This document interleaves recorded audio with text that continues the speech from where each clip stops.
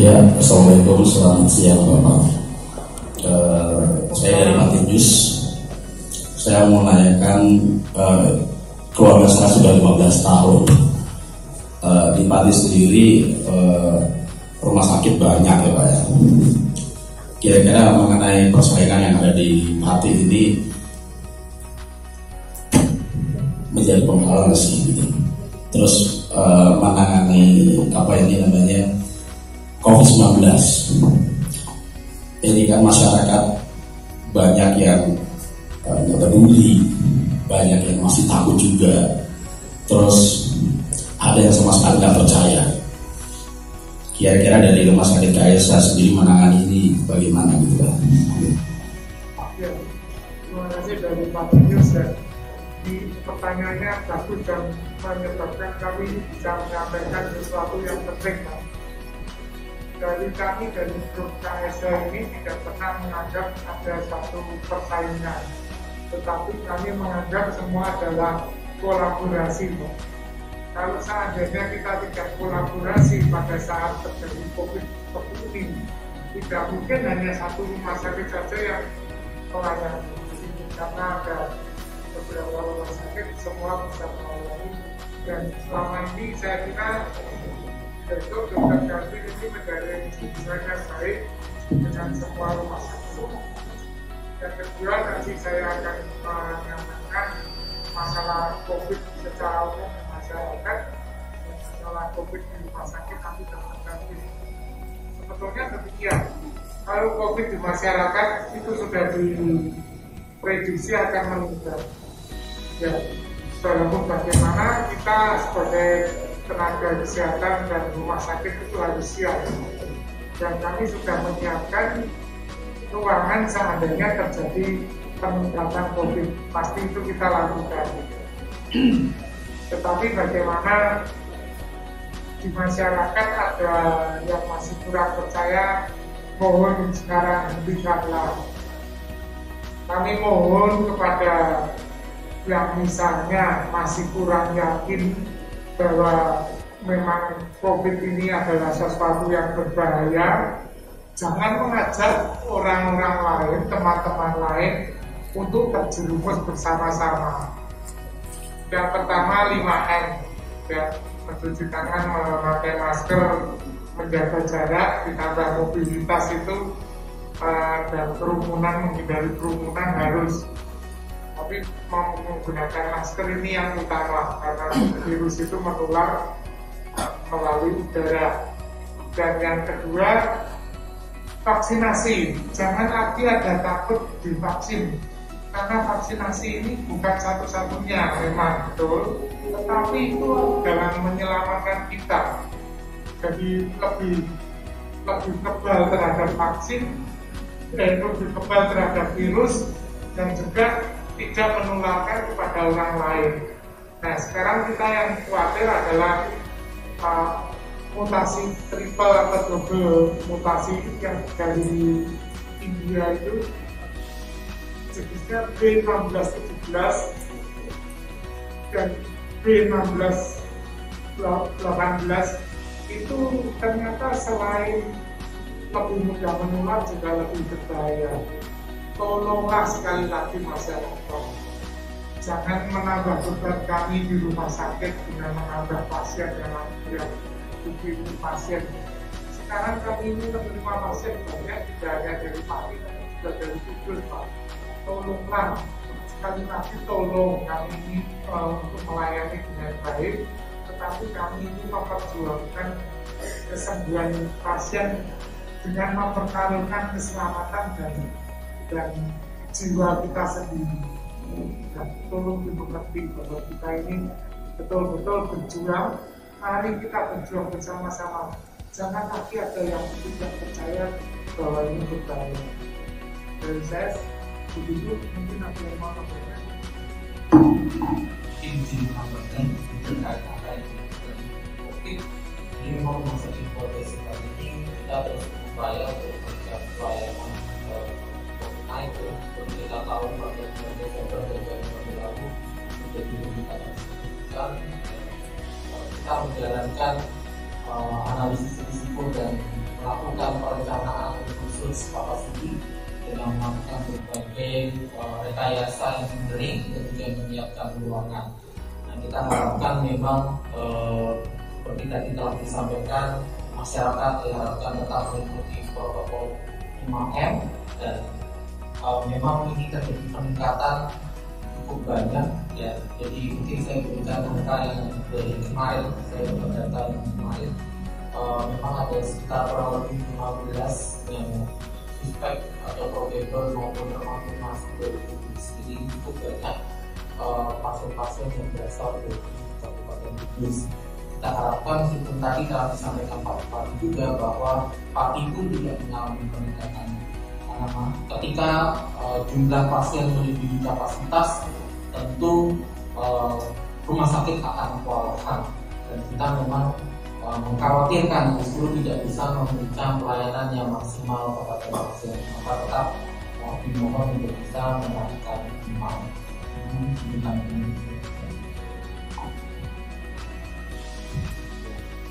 Saya mau menambahkan, kami dari Palu, KSM Palu.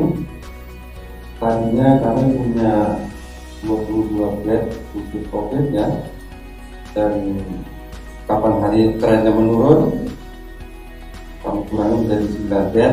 Nah, sekarang sudah full ya. Ini untuk gambaran untuk di daerah Palu 9 bed. Sekarang akan kami naikkan lagi karena itu sudah memang kita rencanakan. Apabila terjadi kenaikan kami tambah. Nah, itulah sekilas dan menunjukkan bahwasanya itu belum turun sama sekali. Demikian.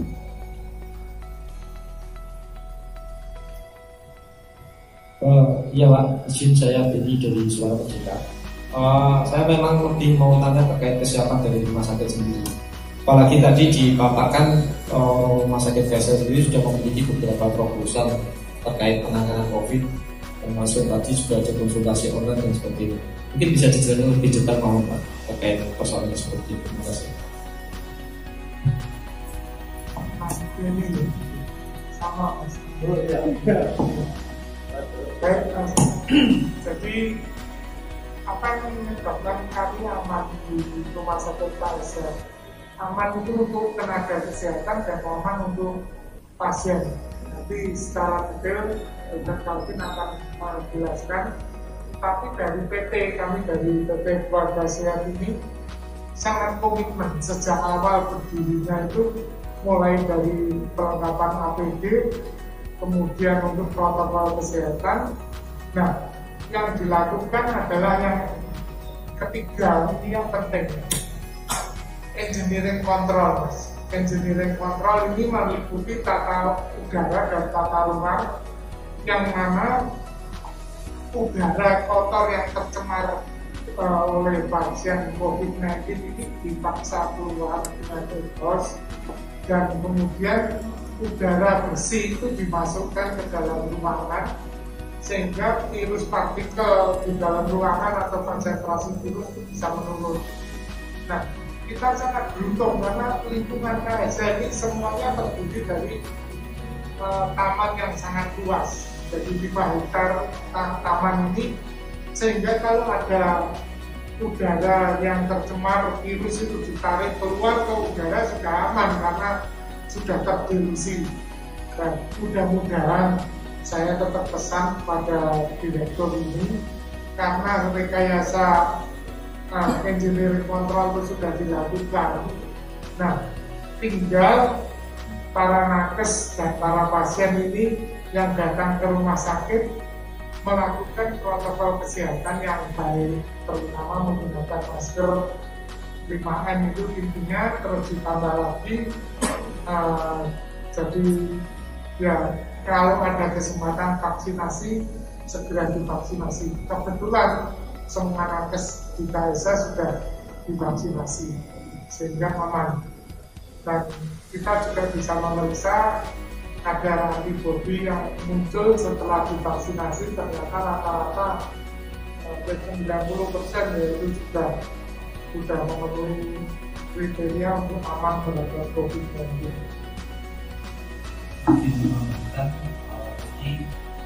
secara prinsip dari rumah sakit dalam penanganan COVID-19 ini pertama menyiapkan alurnya dulu. Jadi untuk alur pasien kita membagi dua dari pintu masuk, pasien yang memang belum terencana atau belum terscreening dan pasien yang memang sudah terencana atau terscreening sebelumnya. Jadi kami menyediakan dua pintu di IGD, yaitu pintu satu untuk pasien yang belum terscreening dan pintu dua yang sudah terscreening.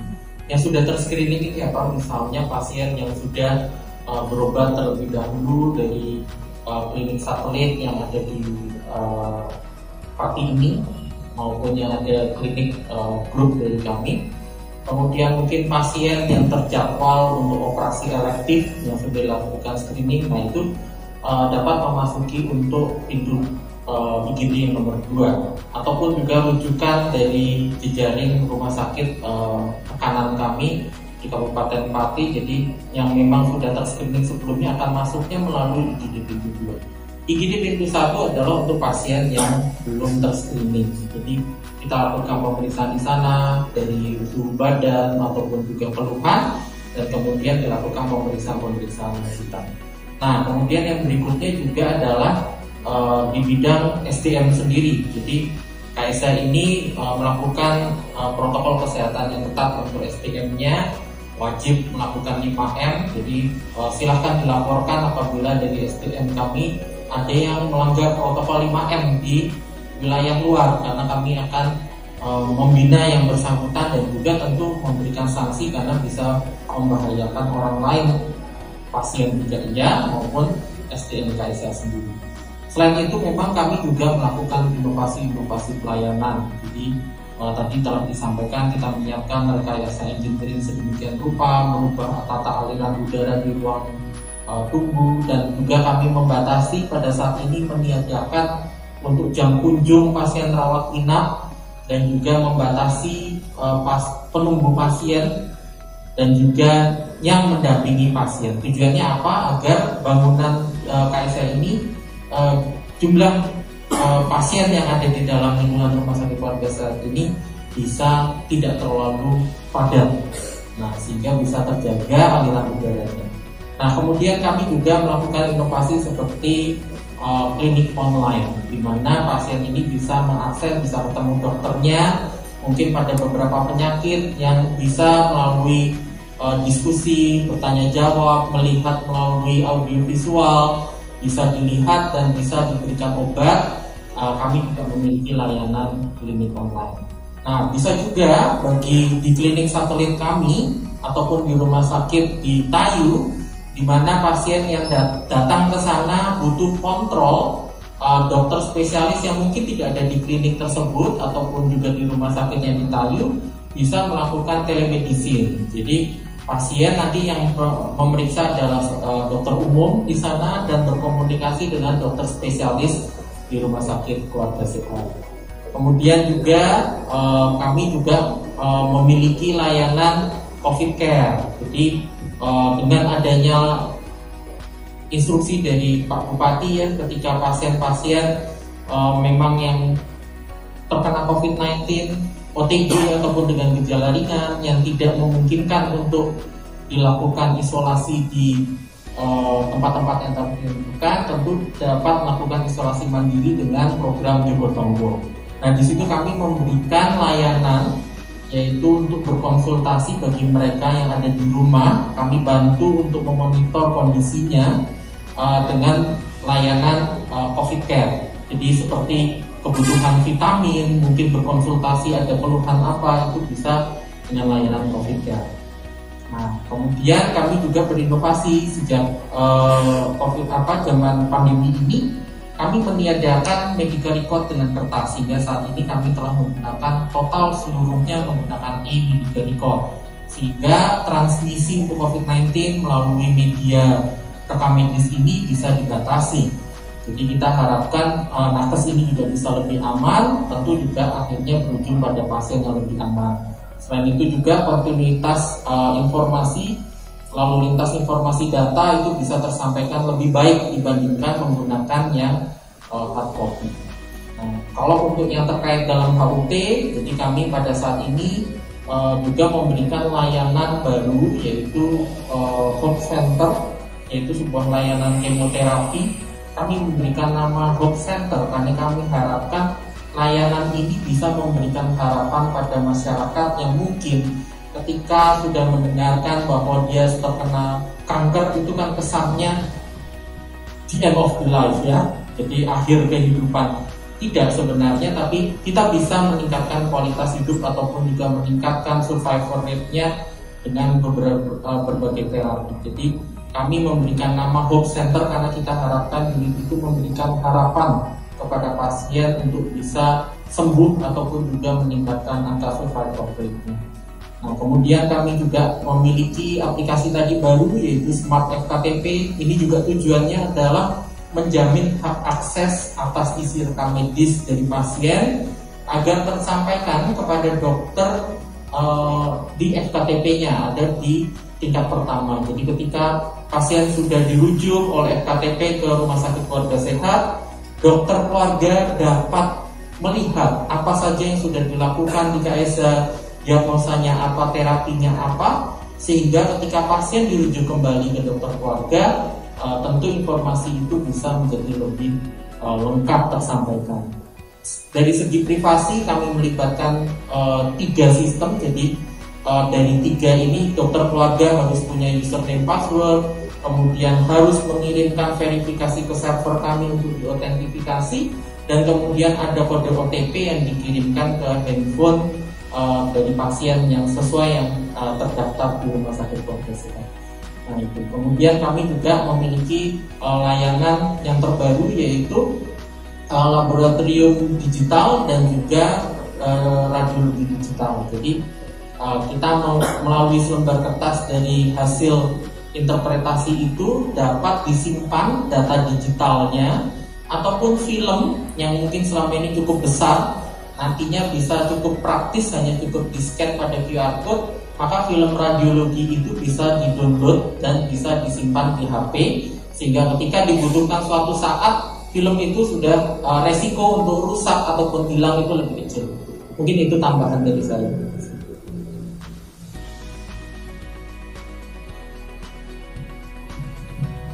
Jadi rumah sakit desa lebih meyakinkan bahwa meski di masa pandemi tetap aman dan aman. Betul sekali. Ya, saya tambahkan bahwa kita terus mengembangkan smart hospital ini mengenai digitalisasi atau sekarang disebut virtualisasi. Itu untuk meningkatkan komunikasi tetapi mengurangi kontak dan mengurangi input manusia diganti dengan sensor. Kita akan menuju ke 4.0, jadi nantinya lebih banyak yang divirtualisasikan, termasuk nanti kita akan punya robot welcome, akan punya robot untuk pelayanan. Ini masih dalam pengembangan, dalam waktu dekat mudah-mudahan bisa terrealisir. Semua ini kami dedikasikan untuk masyarakat Pati, terutama pada masa era new normal yang kita harus aman, mengurangi kontak tapi meningkatkan akses komunikasi.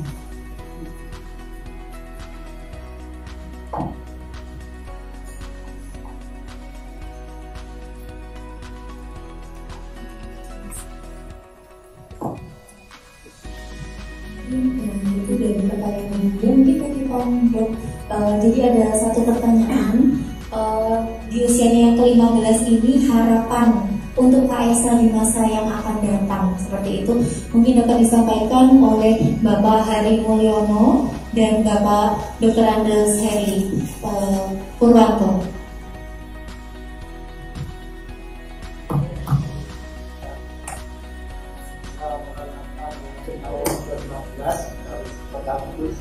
Melakukan acara jarak, artinya jangka waktu 15 tahun kita sudah melalui dengan baik, dan ke depan tentu kita akan berusaha untuk lebih melayani lagi masyarakat Pati dan sekitarnya dengan terobosan-terobosan inovasi-inovasi yang tadi sudah disampaikan oleh Dr. Heri, terutama di masa pandemi ini. Dengan jangka pendek tentu kita akan membantu pemerintah untuk menangani COVID ini dengan menyediakan fasilitas penanganan COVID. Jadi kami di sini bersyukur karena KSL sangat fleksibel. Pada saat COVID ini menjangkit di dunia, KSL ini sudah siap karena dengan bisa melayani semua pasien yang datang di KSL, karena kita bisa melakukan inovasi cepat dan kami menerapkan protokol yang sangat baik. Ini dalam jangka pendek, kalau ada lonjakan COVID, KSL sudah menyiapkan semuanya dan semuanya sudah tersedia. Kemudian ke depan, kami tentu akan bisa untuk melengkapi kebutuhan masyarakat akan layanan kesehatan, terutama masyarakat yang semula harus repot-repot harus ke kota lain, kota besar, terutama untuk penanganan cancer. Kami akan menyediakan itu, kita akan menyediakan cancer center dan center. Dan waktu ke depan lagi tentu kita akan membantu pemerintah untuk menyediakan layanan kesehatan dengan menyediakan rumah sakit satelit seperti yang ada di RSKSN yang ternyata sangat bermanfaat bagi meningkatkan kegiatan masyarakat. Itu yang kita lakukan.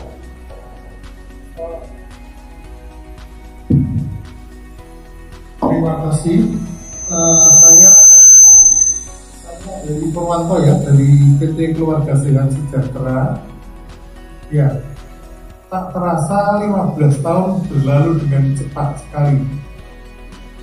Untuk ke depan, kita akan berusaha untuk memperluas jaringan rumah sakit kita sehingga bisa membantu lebih banyak masyarakat ya, seperti yang sudah kita lakukan di Tayu. Mungkin untuk ke depan kita juga akan melakukan pengembangan di tempat-tempat yang mungkin masih membutuhkan rumah sakit ya. Jadi ke depan selain memperluas jaringan, kita juga akan memperbanyak pelayanan seperti di rumah sakit Keluarga Sehat sudah mulai ada di center. Nanti tahun 2022 diharapkan kita sudah bisa stem jantung sendiri ya. Jadi untuk heart center ya. Biasa orang yang punya penyakit jantung kalau tidak cepat-cepat ya karena merasa masih kuat, terlambat dan bisa meninggal di jalan. Jadi kita menyikapi itu, kita akan memperluas pelayanan yang dulu belum ada. Kita akan berusaha mengadakan di rumah sakit Keluarga Sehat. Boleh saya pesankan nih, karena pandemi COVID ini sudah setahun lebih, banyak masyarakat yang sudah tidak sabar pengen bebas seperti dulu ya. Sering saya dengar suatu pertanyaan ya, kapan sih ini selesainya? Kita sendiri nggak tahu kapan selesainya. Sedangkan pemerintah saat ini betul-betul sedang berusaha untuk mengantisipasi supaya pasien yang orang-orang yang kena COVID ini minimal ya, termasuk program vaksinasi sedang dijalankan. Dan saya rasa sampai sekarang belum semua beruntung ya mendapatkan vaksin. Karena itu saya minta kesadaran masyarakat dan kesabarannya supaya bisa memutus rantai penyebaran COVID-19. Ya, dari saya itu terima kasih.